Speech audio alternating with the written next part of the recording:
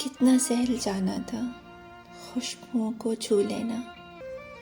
बारिशों के मौसम में शाम का हर एक मंजर घर में कैद कर लेना। रोशनी सितारों की मुट्ठियों में भर लेना। कितना सहल जाना था खुशबुओं को छू लेना। जुगनुओं की बातों से फूल जैसे आंगन में रोशनी सी कर लेना।